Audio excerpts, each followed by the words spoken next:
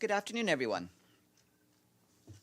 This morning, the Secretary General addressed in a video message the 9th session of the Conference of the States Parties to the UN Convention Against Corruption, which is taking place in Sharm El-Sheikh, Egypt, until the 17th of December. He noted that corruption spreads through societies and erodes people's trust in leaders and institutions. The Secretary General stressed that tackling corruption is essential to protect human rights and promote democratic accountability, and it is an important step towards inclusive, sustainable development. He called on all to revive hope and restore trust in institutions, adding that now is the time to act for a safer, more prosperous, and just future. You will have seen that this morning, the Security Council voted on a resolution sponsored by Ireland and Niger on the link between climate change and security issues. The resolution did not pass, with 12 votes in favor, 2 member states voting against, India and the Russian Federation, and 1 member state, China, abstaining. The Deputy Secretary General is back in New York following her trip to Nigeria. While there, she met with the Minister of Environment, Sharon O-Ikiazor, to discuss Nigeria's climate and environment-related issues. The meeting also focused on Africa's pathway to COP27 and Nigeria's new role as the chair of the Great Green Wall. The Deputy Secretary General then proceeded to Lagos with the Executive Director of the Global Compact to meet with the private sector and the Global Compact local network prior to the launch in February 2022 of the UN Global Compact Africa Hub, which will be based in Abuja. The Deputy Secretary General then traveled to Ibadan in Oyo State to visit the International Institute of Tropical Agriculture and the Forestry Research Institute of Nigeria. She returned to Abuja from the 6th to the 8th of December for meetings with senior government officials. She met with the Minister of Health, Dr. Osagie Ehenere, to discuss the Africa Vaccine Manufacturers Initiative and UN support through WHO and UNICEF to improve vaccines manufacturing capacity. She met with the Northwest governors to discuss development challenges and the increasing threat to development gains due to heightened insecurity in the region. She also met with the governor of Borno State, Babagana Umara Zulum, and discussed UN support through the UNDP stabilization program in the Lake Chad region. The Deputy Secretary General capped off her travel with a courtesy visit to the presidency. From Ethiopia, the World Food Programme and its NGO partners strongly condemn the commandeering of its trucks and assets, as well as forcible threats to their staff, as they continue to be targeted by military groups in Dessie and Kombolcha in the Amhara region. On the evening of December 10th, a group of armed individuals, believed to be either from the Ethiopian National Defense Forces or an affiliated allied military force, entered the Disaster Risk Management Committee compound in Kombolcha and took 18 WFP trucks by force. These individuals then used the trucks in several locations for their own purposes. Most of the trucks have since been returned, but 3 trucks are still unaccounted for. WFP has informed the federal government and local authorities in Dessie who are assisting in recovering the remaining trucks.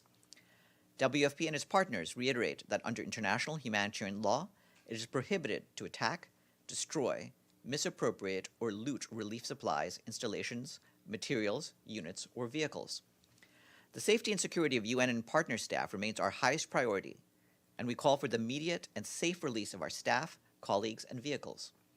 WFP and its partners are staying and delivering in Kombolcha, Dessie, and across Amhara region, where an estimated 3.7 million people are in dire need of food assistance. We wanted to update you on recent steps taken to address allegations of sexual misconduct by peacekeeping personnel in the Central African Republic. As you may recall, when the new disturbing allegations came to light, we took decisive action. On the 14th of September, the Secretary General decided to repatriate the Gabonese military contingent from the UN mission in the country, MINUSCA. Since the allegations came to light, the Office of Internal Oversight Services and the Gabonese authorities have collected evidence which we understand would allow the Gabonese authorities to complete their national investigation and inform us of its outcome. Realizing the well-being and rights of victims is our utmost priority. All identified victims have been referred for assistance in line with our strategy on support to victims of sexual exploitation and abuse. The mission is also looking at ways to address assistance gaps. A project through the Trust Fund in support of victims of sexual exploitation and abuse, which will provide medical, mental health, psychosocial, legal, and material support for victims and their children, is currently under review. The mission also deployed immediate response teams to several remote locations and gathered information regarding more recently reported allegations of sexual misconduct involving UN troops. We are in the process of informing the member states concerned so that national investigations can be launched as soon as possible with the assistance of the Office of Internal Oversight Services. We continue to have constructive exchanges with troop and police contributing countries. We expect them to take urgent measures to address all allegations concerning their personnel and ensure that perpetrators who are found to have engaged in sexual exploitation or abuse are held accountable in line with national laws. As a reminder, the public website on conduct in peace operations continues to be updated with allegations concerning peacekeeping personnel in accordance with established procedures as an integral part of our commitment to transparency. Meanwhile, the mission is stepping up its efforts to communicate to its personnel and communities and raise awareness of our standards of conduct. It's also coordinating with our partners in the country to strengthen its risk management with close attention to its operating bases deployed in remote locations. Here at headquarters, senior leadership has stepped up engagement with other peacekeeping missions, as well as other MINUSCA troop and police contributing countries, including through official visits, to ensure that matters related to sexual exploitation and abuse are addressed, victims are supported, and prevention is strengthened. We remain strongly engaged with troop and police contributing countries to ensure that vetting and selection of their peacekeeping personnel strictly meet the UN standards of conduct. The Secretary General will continue his efforts to ensure that the UN system, as well as member states, work in a coordinated manner to combat sexual exploitation and abuse and spare no effort in supporting the victims. Turning to Afghanistan, as part of the winterization response, we, along with our partners, have distributed winter packages, including heating and fuel assistance, to almost 5,800 people in Laghman province. An additional 23,000 people will receive similar assistance in Nangarhar, Kunar, and Nuristan provinces this week. In the Northeast, the World Food Programme provided food to more than 7,000 people in Baghlan, Badakhshan, Takhar, and Kunduz provinces on the 11th of December. More than 2,700 people received cash assistance in Kunduz province. Our humanitarian colleagues tell us that in the East, malnutrition screening is ongoing to identify children suffering from severe and moderate acute malnutrition so they can be referred to health facilities for further treatment. Also in the East, almost 1,600 children under the age of 5 have received routine vaccinations. In the South, our humanitarian colleagues warn that overall unemployment is rising, fueling poverty and criminality. Rising prices of food, medical supplies, and fuel have been reported across the southern region. The prices of basic food items are estimated to have increased by 40%. So far this year, donors have provided nearly $1.5 billion for the 2 humanitarian appeals for Afghanistan. That includes $753 million, or 124%, of the $606 million required for the flash appeal, and $729 million, or 84%, of the $869 million sought in the Humanitarian Response Plan. Funding requirements will triple in 2022 as the Humanitarian Response Plan seeks $4.4 billion to reach 22 million people with support. The Special Advisor for Libya, Stephanie Williams, arrived in Tripoli yesterday. In close coordination with the UN support mission in Libya, Ms. Williams will lead the good offices and mediation efforts and engagement with Libyan, regional, and international actors to pursue the implementation of the 3 intra-Libyan dialogue tracks and support the holding of presidential and parliamentary elections. The Special Advisor will work with Libyans to help them sustain the momentum created for national elections by the unprecedented voter registration turnout, successful distribution of voters' cards, and registration of a high number of presidential and parliamentary candidates.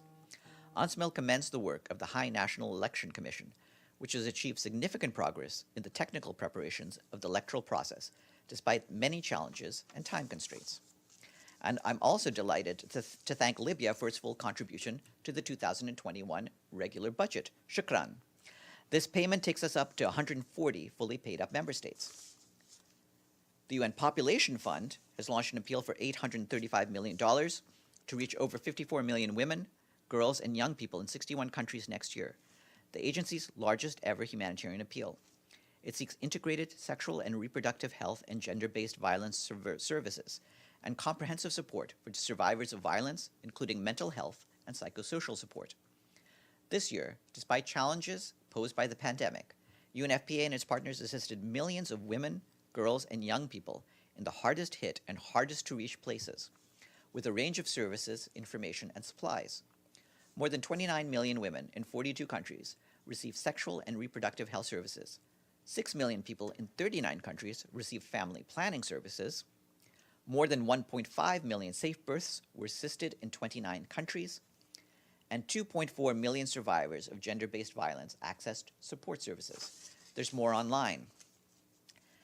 And last, tomorrow at 11 a.m., there will be a briefing in this room by the President of the General Assembly, Abdullah Shahid.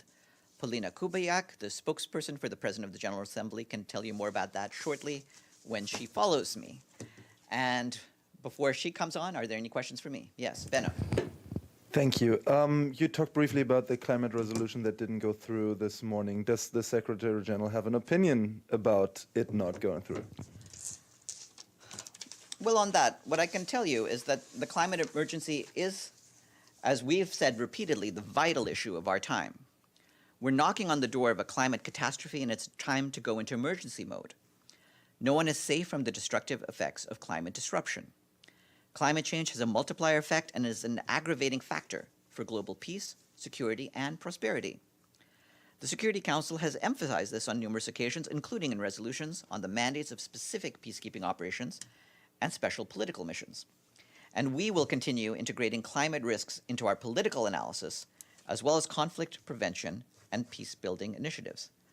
And beyond that, of course, I would also like to draw your attention to last week's discussion in the Security Council and the hardening effort of seeing nations in the world taking this seriously in terms of its impacts on peace and security. And as you know, the Secretary General also spoke at that meeting.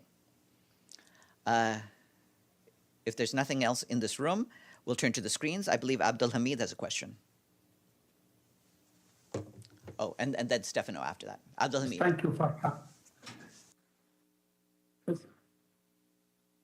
Not a single day passes, Farhan, without a Palestinian killed by Israeli occupation forces. Every single day, including today, yesterday, the day before. Israelis are attacking the Palestinian at every level, invading the Aqsa Mosque almost in hundreds of settlers. The settlers' violence is multiplying. Yes, we don't hear from the special coordinator, except in the monthly briefing. Why is that? He has been briefing the council. He also, we do comment on different problems as they arise, but the basic point is that he works on the ground with the parties to resolve different situations, and he briefs the Security Council as he sees fit on what we see as the main crises, and we will keep them updated on all of the problems, including those that you've discussed. Stefano? Thank you, Farhan. Yes, it's about the Libya that you mentioned, but there is still, they still have a problem about the election. They still have problem with the list of candidates to announce the definite list. The elections are in 2 weeks. Do you still believe that this election is possible to hold this election? Well, we are supporting the Libyan authorities. It's they who are conducting these elections. If they see any need to adjust the timetable, we will respect that. But what we're working on is to work with them to see what can be done to have everything go in accordance with the schedule. Okay, and the Secretary General, as you know, has made it clear that what we want is for these elections to be used to bring the Libyan people together. And so we're studying to see whether it has the effect that we intend for it to have. But do you see the possibility of just postpone of maybe a month or something, just because in 2 weeks not having actually who are the definite candidates is a little bit awkward? Well, again, it's the Libyans and in particular the Electoral Commission that make the call in terms of how the elections are to be conducted. And we respect that, and we will support them in whatever decisions that they take. Ali Barada, you have questions? Yes, thank you, Farhan. On Libya as well, so is the United Nations and UNSMIL are both ready to deploy monitoring monitors in case they decided to go ahead with the elections? And I have another question on Western Sahara, and I wonder whether Mr. de Mistura has started his work and where he is now. And third is whether there are any plans for the Secretary General to travel um, uh, anywhere during this month. Thank you. To take your questions in a row, on Libya, we are ready to support the Libyan authorities, including the electoral authorities, as they need, and so we stand by and will continue in our supporting role as in whatever way we can. On the question of Western Sahara, Mr. de Mistura has been traveling to familiarize himself with his work. Indeed, he saw my colleague Stefan just about a week or two ago. And so he will continue with his initial round of familiarization. And then regarding your third question on travel, I expect that sometime later this week we'll have an announcement for you about any further travel plans by the Secretary General. Okay, yes, Celia. Farhan, I just read that Burundi has refused to accept the special rapporteur of the UN even before his nomination. Do we know why? I am not aware of this. This will need to be, you'll need to first also check with our human rights colleagues about that. It's really for them to handle. But from our standpoint, of course, we expect all governments to cooperate with the work of the independent human rights rapporteurs, including granting them access as needed. Rick Gladstone, you have a question? Yeah, Farhan, thank you. You mentioned some news from Ethiopia about trucks that were taken, World Food Program trucks. Is this new? Is this something that was announced over the weekend? I don't see it on the WFP website, so I'm just wondering. Yeah, the World Food Program happened. Yeah, the World Food Program gave us this information earlier today, but this is something that happened on the evening of December 10th, so it was Friday evening. So it's something that happened basically over the weekend. But we were informed by WFP today. And I'm sorry, can you just repeat the number of trucks that were taken and the number returned? Yeah, that just to repeat to you, I believe it was, I think I said 16 trucks had been taken. No, sorry, 18 trucks had been taken, and 3 of them are still accounted for. So 15 have been returned, 3 remain unaccounted for. And with that, Paulina, over to you.